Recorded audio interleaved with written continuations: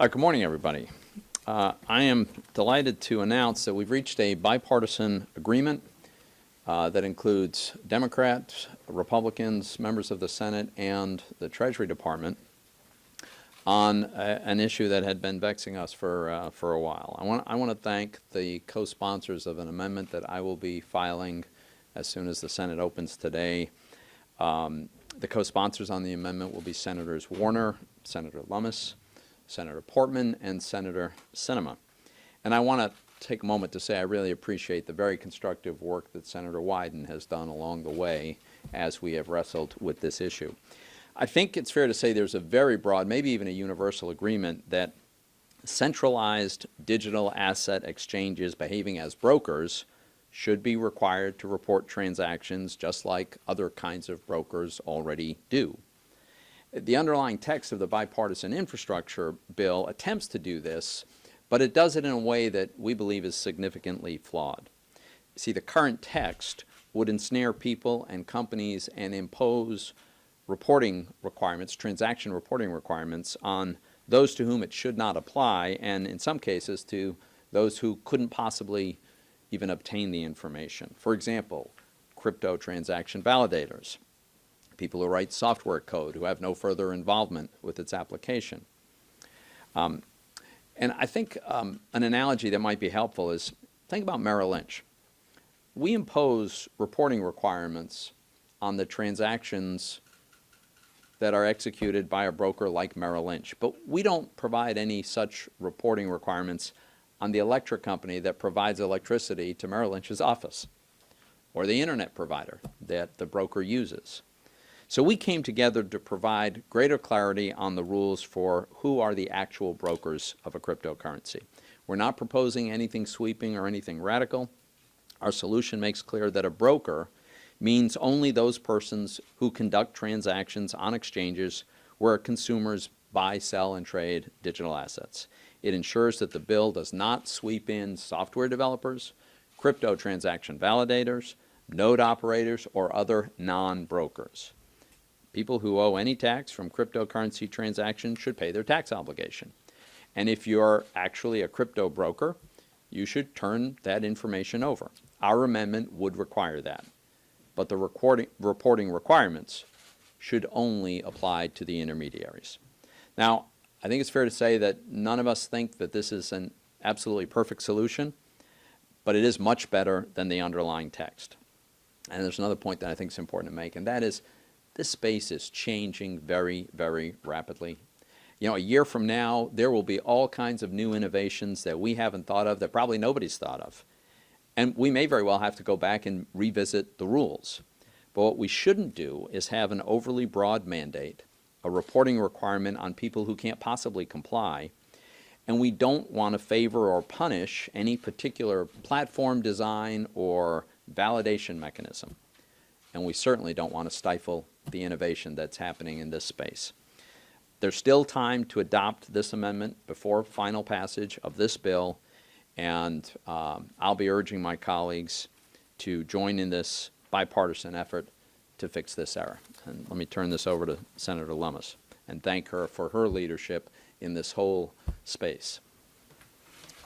Thank you, Senator Toomey. I so appreciate the work that you've done on this within the Banking Committee and working with your colleagues on the Finance Committee. You have exhibited, a degree of knowledge and leadership about this subject that is such a new subject to so many people in the U.S. Senate, and so I'm really grateful that you stepped in and have been so significant to this effort. It's been a long process with a lot of back and forth. Senator Wyden has also just been exceptionally involved in this. Senator Toomey, Senator Portman, Warner, and Sinema have worked really hard to try to get to the point that we are at today. I want to point out that Chairman Wyden's done a lot to protect technology innovators.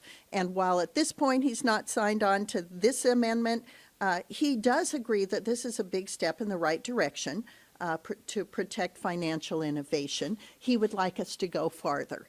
And so I'm certainly encouraged by the fact that he sees the importance of innovation in this space and is so uniquely positioned to help all of us going forward. As Senator Toomey just said, this space is moving so fast. The innovation is occurring at such a rapid rate that we probably will have to revisit a lot of these subjects within the next 12 months. We also want to put out some legislation that sets some definitions in this space. So the fact that Treasury got a jump on us in trying to define broker in this bill has put us in a position where we're starting that work now of defining terms that are used in this space that have a significant impact on those who are innovating in this space. We can't afford to get this wrong.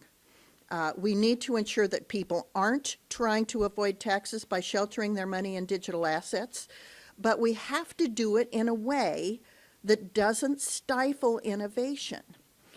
So this amendment is an effort to thread that needle for now as a compromise with Treasury, but we've got a lot more work to do to ensure that we have the appropriate regulatory and statutory sandbox so we have parameters in which this industry can innovate and understand the rules of the road, but by the same token, we are not stifling their innovation because China and other countries are way, way ahead of the United States in the digital asset space. We have to maintain our financial innovation superiority around the world. And right now in this space, the digital space, we're behind. So the last thing we want to do is further cripple when we need to advance and take over this as the world leader in financial innovation. So the Senate has the opportunity to set the stage for successful implementation of digital assets into our financial system, but I can't emphasize enough the importance of getting it right here. We have a great opportunity going forward. The silver lining behind all of this debate and discussion is that we found out who in the Senate is interested in this subject who maybe previously didn't know anything about it. In fact, I gave a book to one of my colleagues, and I ran into him in the parking lot this morning, and he said, "Hey, I'm reading your book on digital assets," so we're making progress already, Senator Toomey. And we have found people who either want to learn or because this digital asset industry mobilized on social media to lobby in a very positive, respectful way, we finally were able to illustrate to members of the Senate that there are a lot of people that are interested in digital assets, working in some aspect of digital assets, and now have contact with their U.S. senators and can begin a dialogue with them about what they're trying to accomplish and how the U.S. Senate, how Congress can help them innovate, have appropriate regulation, but not stifle them. So in some ways, regardless of how this turns out, it's been a very positive exercise. So I want to thank the digital asset community all over this country for the manner in which they have so helpfully engaged in this dialogue.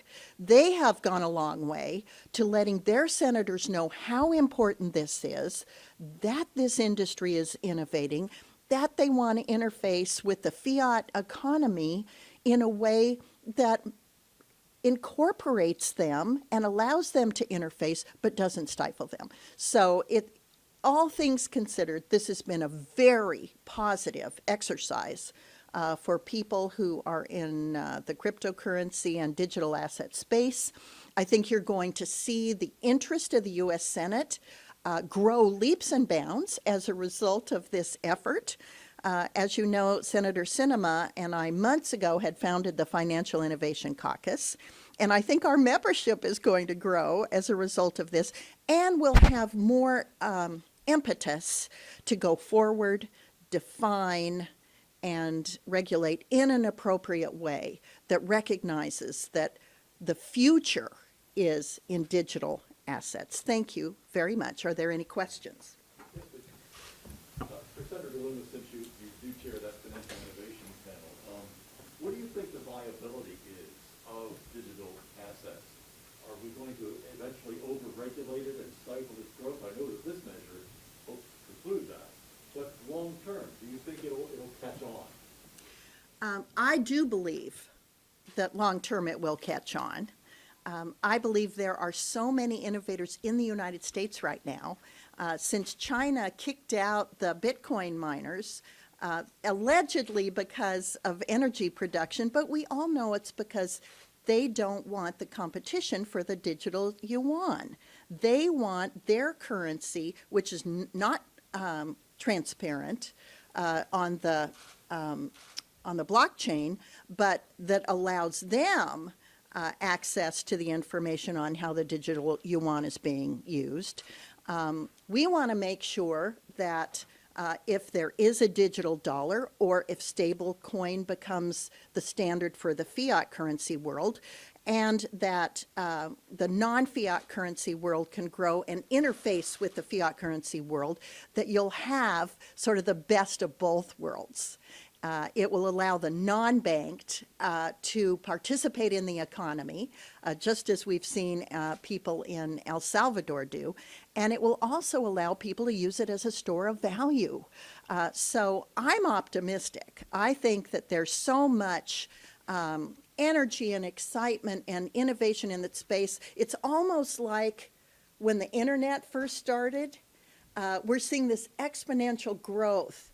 And so I'm very excited about this space, and I think that there's a lot to commend its very positive future in the United States. Yeah, I just want to add, I think the most exciting potential in this whole space are going to be the apps that we haven't thought of yet.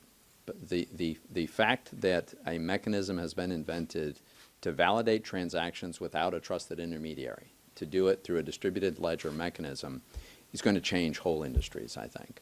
And I think it's too powerful for even someone, if they were inclined to try to stop it. I think it's going to be too powerful to stop, and it'd be a very bad idea to try to stop. So, for both senators, if this amendment is included in the package, would you guys vote for final passage of the infrastructure bill? And also, secondly, do you have any concerns about the climate change component that cryptocurrency has? Well, so two things. For completely unrelated reasons, I will not be supporting the underlying bill. That has nothing to do with this transaction, but for those reasons, I won't be there. You know, the impact on the climate, as you're alluding to, of course, varies enormously depending on the methodology of the validation process. And that's one of the reasons that I don't think we should be picking winners and losers. Tomorrow, we may learn about a whole new mechanism for validating transactions. And because a lot of people care a lot about the climate and the environment, that might very well manifest itself in preferences in some kinds of methodologies over others. I don't think we should be trying to make that choice in this legislation. Senator Lummis, are you going to support that underlying bill? I also have problems with the underlying bill. It's scored in a way that it's not fully paid for. But as to the energy consumption component, the climate component, we know from a study at the University of Cambridge that 40% of Bitcoin, which is, as you know, a mine-intensive process, an energy-intensive process, 40% of the energy that they use comes from wind and solar and other non-hydrocarbon using processes. So, and that's way higher than the world average. So we have in Wyoming businesses that will pull a trailer up to an oil and gas rig that is venting gas, and they'll hook onto that flume and use it to mine Bitcoin. So we're actually seeing innovations that use energy that's now being wasted. So in some ways, it's turning out to be a benefit in the long-term efficiency of our energy economy. Yep. So, this is a two-part question. Senator Wyden says he still has privacy and security concerns. How do you attempt to address those? And then secondly, does your compromise that you've reached indicate there's an amendment agreement on the overall bill, or how will you get a vote? Okay, so Senator Wyden put out a tweet, which you may have seen, and he said, I'll just quote it because it's short. It says, "We've been working hard to get a deal. I don't believe the cryptocurrency amendment language on offer is good enough to protect privacy and security, but it's certainly better than the underlying bill." Majority Leader Schumer says he won't block a unanimous consent request on it. So we're going to make a unanimous consent request. This will be the first time on this bill that I'm aware of where we have had bipartisan Treasury support and both of the lead negotiators all on the bill. So I certainly hope that given the near universal acknowledgement that there is a problem and the fact that we have a bipartisan solution, that enables us to get the vote that we want. Do you believe that the ultimate goal is to maybe have the federal government create its own digital currency, just as the dollar paper currency? And secondly, if I can get your thoughts about after this bill, if it does pass, then we have the $3.5 trillion bill. So I think the question of a U.S. dollar digital currency is another whole topic, and it's a big topic. And we're going to get a report from the Fed soon on this, and we'll get their thoughts, and we will discuss this in Congress. I do believe that this Fed should not proceed without congressional authorization. I think the chairman of the Federal Reserve has indicated that he's sympathetic to that view. But that's a big topic of conversation. As for the next bill that our Democratic colleagues are going to propose, I think, well, first of all, $3.5 trillion understates the full scale of that bill. It's very, very bad policy, very, very damaging to the economy, and I will vigorously oppose it. I agree. It's very bad policy. It actually comes in, if you don't use scoring gimmicks, it comes in closer to $5 to $5.5 trillion. So I also will be vigorously opposing it. Yeah. Should lawmakers have to disclose their cryptocurrency holdings as a part of their financial disclosures? Do you think that should be something that? My understanding is that is required. The lawmakers have to, every month, we have to disclose every purchase of more than $1,000, I think, irrespective of the kind of asset. If you buy it, you got to disclose it. So that's already a requirement. And we're going to have to go soon, but. I'd like to ask you a question about the provisions to stop drunk driving. How do you think it would be enforced? I have to tell you, I'm not familiar with them. I have not had a chance to study them. I don't know if you have. I have not either. Obviously, neither one of us intends to vote for final passage. But my understanding is there are provisions in this bill that would authorize automobile manufacturers to have mechanisms on cars that will not allow them to be driven if someone's over the limit. I don't know how that works, but this bill might pass. In fact, all indications are it will pass, so we might find out.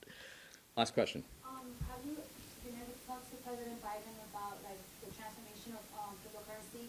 Because I know President Trump didn't like crypto whatsoever, but you see what happened with China when they try to like downplay crypto, the stock goes down, as you saw with the Bitcoin in May. Have you ever gotten knowledge that says to like bring them aware that this could be like an innovation of tomorrow? So I have not had that conversation with President Biden. I honestly don't know what his views are. But, one of the great strengths that we have, it's an enormous advantage over China, is we're a country that respects the rule of law. And they're not. So we see that at the whim of the leader, they can wipe out an industry, they can do whatever they like. We don't allow that in the United States, and that's why Congress needs to step in and make sure we are guiding the administrative state to get to the right answer. Thank you very much. Following up on that, I know the White House has an issue over the past few days This was negotiated with the Treasury Department, and so I am confident that that means the Administration generally supports it.